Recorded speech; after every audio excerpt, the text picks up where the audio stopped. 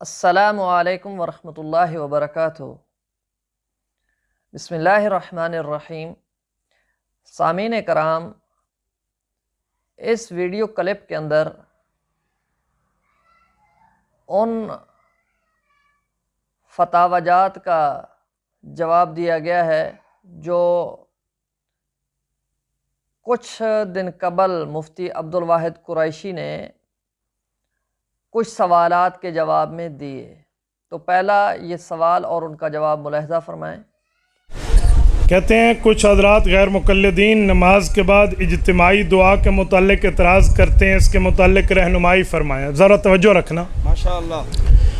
اجتماعی دعا جائز بھی ہے، ثابت بھی ہے، مسنون بھی ہے، مستحب بھی ہے۔ معجم طبرانی میں، سنن بہقی میں روایات موجود ہیں۔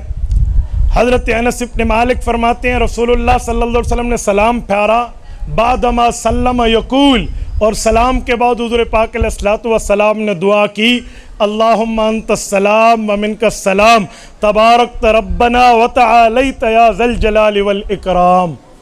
تو حضور پاک نے دعا مانگی ہے، صحابہ کرام نے یہ دعا سیکھی ہے۔ پتہ چلا حضور پاک نے اونچی بھی مانگی ہے اور سب کو سنا کے بھی مانگی ہے، ورنہ صحابی کو لفظ تو یاد نہ ہوتے کہ حضور مانگتے تھے۔ جب صحابی حضور کے لفظ دے رہا ہے تو پتہ چلا دعا اجتماعی ہے۔ تو محترم سامعین، آپ نے دیکھا کہ سوال کیا گیا تھا کہ کیا اجتماعی دعا ثابت ہے، تو وہ یہاں جواب میں فرماتے ہیں کہ مستحب بھی ہے، سنت بھی ہے، ثابت بھی ہے، فلاں فلاں ہے۔ بہت ساری باتیں انہوں نے ایک ہی سانس میں کر دیں، اور پھر انہوں نے دلیل جو پیش کی کہ صحابی رسول فرماتے ہیں کہ نبی صلی اللہ علیہ وسلم کو ہم نے کہتے ہوئے سنا، اللہم انت السلام ومنک السلام، بلند آواز سے اللہ کے نبی نے پڑھی، صحابی نے سنی، یاد کی، بیان کی۔ تو اس سے ثابت ہوا کہ اللہ کے نبی صلی اللہ علیہ وسلم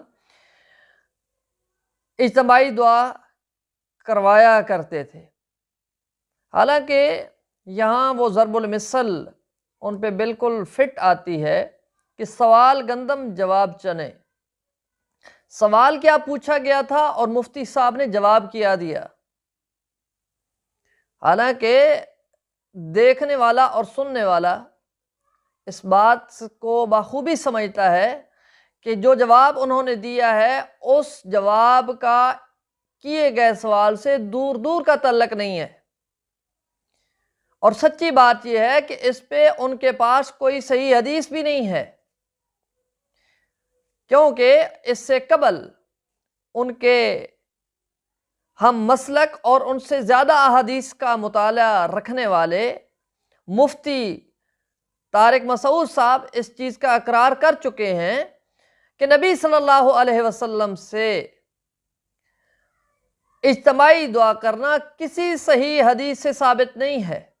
اگر نبی صلی اللہ علیہ وسلم کے دور میں فرض نماز کے بعد اس طرح سے دعا کا رواج ہوتا جو ہمارے ہاں ہندوستان، پاکستان اور بنگلہ دیش میں رائج ہے، تو اس بارے میں کچھ روایتیں یقیناً ہوتی، اور بلکہ کچھ کیا کثرت سے روایتیں ہوتی۔ ایک بھی روایت نہیں ہے، ایک بھی حدیث نہیں، اور ایک اگر روایت ہے تو وہ صرف انفرادی رفع الیدین کی ہے، اور وہ بھی سند پہ اس کے کیا ہے، کلام ہے۔ ایک بات یہ حضرت کی تحقیق بتا رہا ہوں، کہیں آپ مجھ پہ فتوے نہ جھاڑنا شروع کر دیں، ان کی تحقیق بتا رہا ہوں۔ آپ میری کیا تحقیق ہے اور میرا کیا رائے وہ میں نہیں بتا رہا آپ کو، سمجھ میں آ رہی ہے بات؟ وہ ہو سکتا ہے بتا بھی دوں، دیکھا آپ لوگوں میں تحمل ہے تو بتا بھی دوں گا، لیکن وہی ہے خارش نہ لگ جائے کہیں پھر اسی مسئلے پر شروع ہو جائیں۔ تو دوسرا مسئلہ یہ ہے کہ جو فقہ ہے نا، فقہ اس میں قرآن و حدیث میں جتنا ہے تو قرآن و حدیث کی بہت گہرائی میں جا کے فقہی جزیات لکھی ہوتی ہیں۔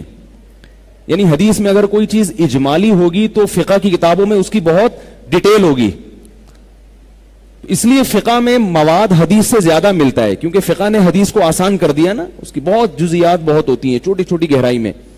تو ہمارا جو فقہ حنفی ہے اس کے فتاوی کی جتنی کتابیں ہیں ان میں کسی حاشیے میں بھی اس دعا کا ذکر نہیں ملتا۔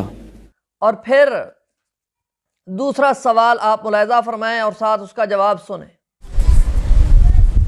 کچھ لوگ کہتے ہیں سجدوں کے درمیان تھوڑی دیر بیٹھتے تھے، حضور پاک علیہ السلام اس کی وضاحت فرمائے. جی ہاں، فلما ثقل بدنہ، رسول اللہ صلی اللہ علیہ وسلم سے سجدہ استراحت ثابت ہے، 2 سجدوں کے بعد تھوڑا سا بیٹھنا، لیکن ساتھ لفظ بھی لکھا ہوا ہے فلما ثقل بدنہ، تکلیف اور بیماری کے وقت.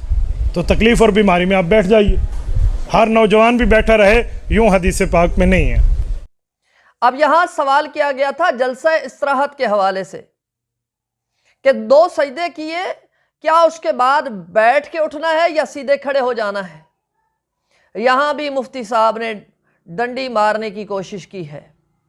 حالانکہ یہ جلسہ استراحت جو ہے یہ نبی صلی اللہ علیہ وسلم کا حکم ہے، نبی صلی اللہ علیہ وسلم کا حکم ہے.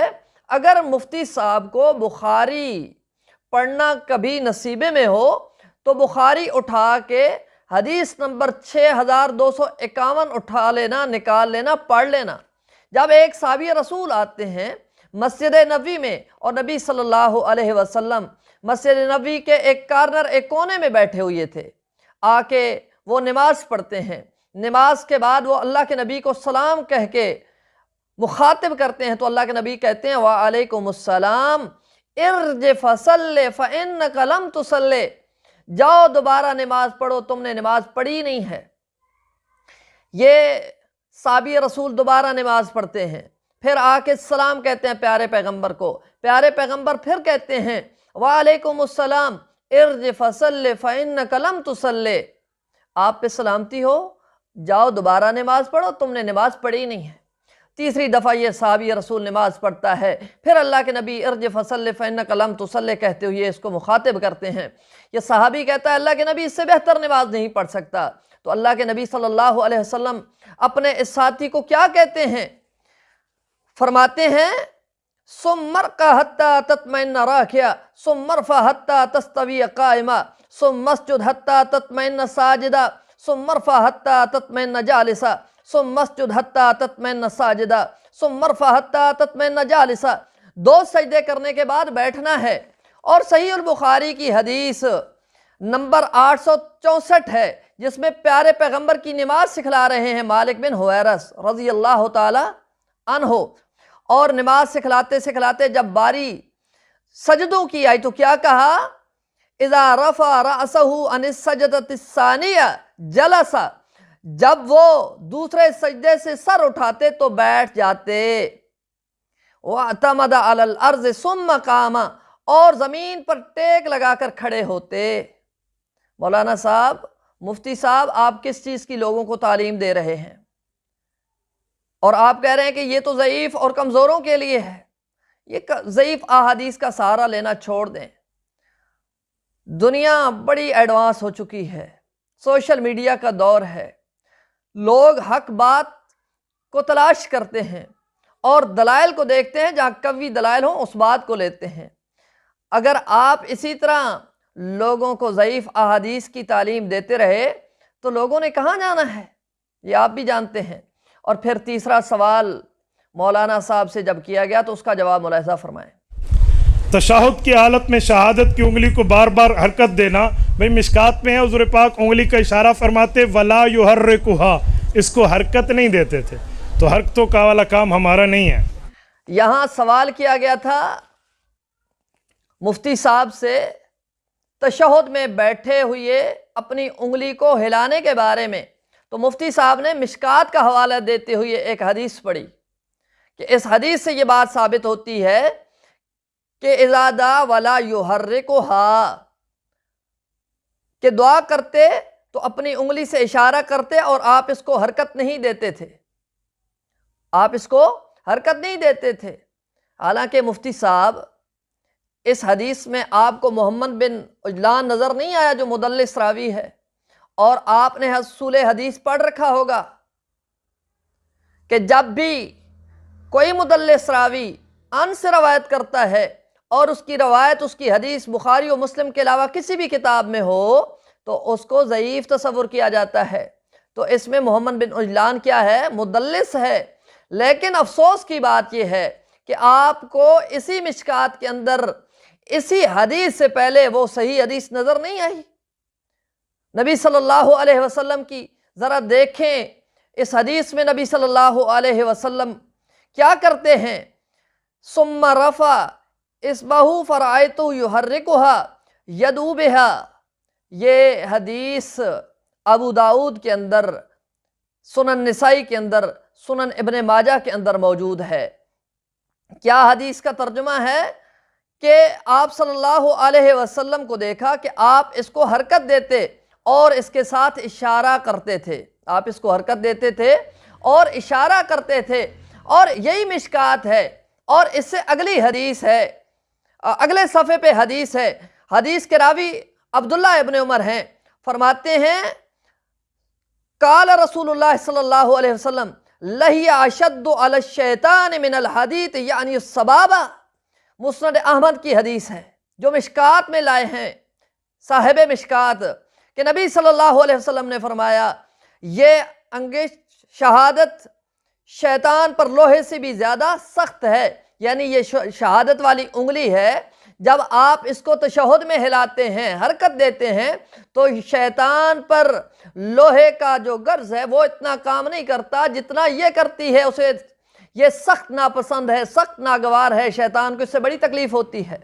اور مولانا صاحب، مفتی صاحب، آپ جو لوگوں کو یہ تعلیم دیتے ہیں کہ آپ نے اس کو ایسے حرکت دینی ہے اشہد اللہ الہ الا اللہ پہ، پھر نیچے کرنا ہے اور پھر اس کو اٹھانا ہے وَأَشْهَدُ أَنَّ مُحَمَّدًا عَبْدُهُ وَرَسُولُهُ پہ. مولانا صاحب، ہم آپ سے پوچھتے ہیں کہ ایک حدیث لے آؤ، یا حدیث نہیں لا سکتے اور یہ آپ کے بس کا کام بھی نہیں ہے، لائیں گے